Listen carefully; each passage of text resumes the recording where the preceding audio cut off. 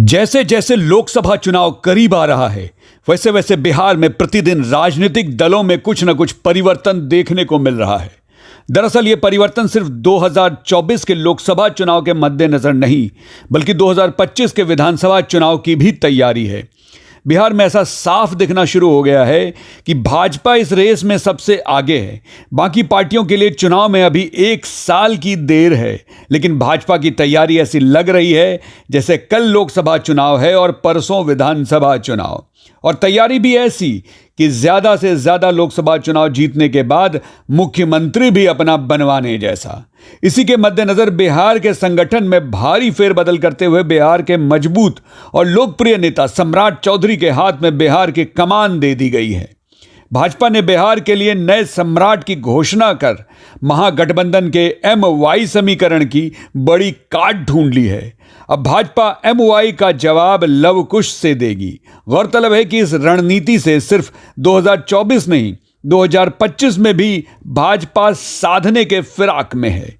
लेकिन इसके लिए चौधरी को सच में 2024 के चुनाव परिणाम से यह दिखाना होगा कि वही बिहार भाजपा के असल सम्राट हैं। वैसे सम्राट चौधरी को अध्यक्ष पद मिलना भाजपा के लिए नीतीश कुमार और तेजस्वी के बड़े काट के रूप में देखा जा रहा है। साथ ही नियुक्ति के बाद सम्राट को मिल रहे जन समर्थन ये साबित कर रहे हैं कि भाजपा ने इस बार समझदारी से अपने तुरूप के इक्के को चल दिया है। सम्राट चौधरी बिहार के तेज तर्रार और उभरते हुए नेता हैं। भाजपा में शामिल होने के बाद उन्होंने अपनी काबिलियत के बल पर आते ही प्रदेश उपाध्यक्ष का पद लिया। उसके तुरंत बाद विधान परिषद में फिर मंत्री पद, विधान परिषद में विरोधी दल के नेता पद और अब बिहार भाजपा का सर्वोच्च पद यानी भाजपा अध्यक्ष। कहा जाता है कि नीतीश कुमार के इतने लंबे पड़ाव तक मुख्यमंत्री बने रहने का राज ही लव कुश समीकरण है, जिसे भाजपा ने सम्राट को अध्यक्ष बनाकर नीतीश का लव कुश समीकरण वाला किला भेद दिया है। सम्राट के भाजपा अध्यक्ष बनते ही पार्टी योगी आदित्यनाथ की तरह इन्हें मुख्यमंत्री के रूप में प्रोजेक्ट करने लगी है।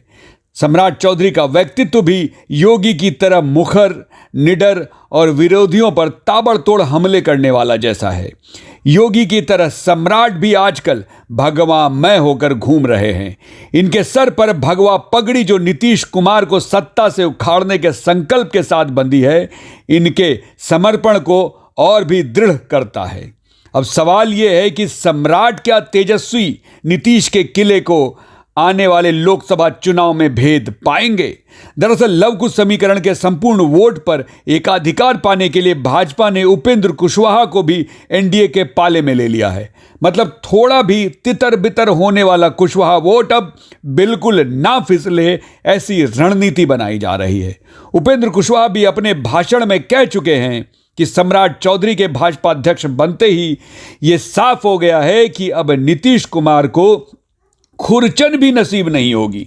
सम्राट के साथ उपेंद्र कुशवाहा भी समाज में एक अच्छा स्थान रखते हैं और दोनों के एक पाले में आ जाने के बाद तो नीतीश के हाथ में सच खुरचन भी नसीब नहीं होगा। वहीं भाजपा अन्य पिछड़ी, अति पिछड़ी और दलित राजनीति करने वाले नेताओं पर भी डोरे डालने लगी है।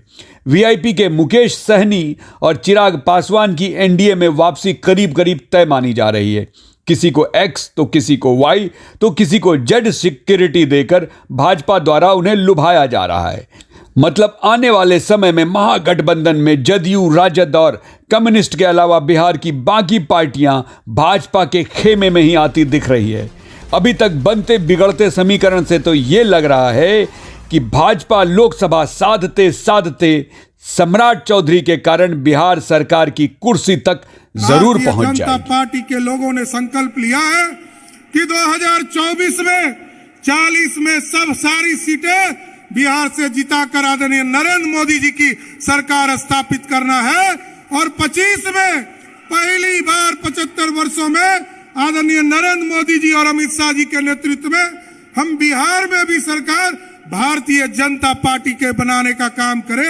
ये भरोसा दिलाने के लिए हम तमाम लोगों से आग्रह करने आए।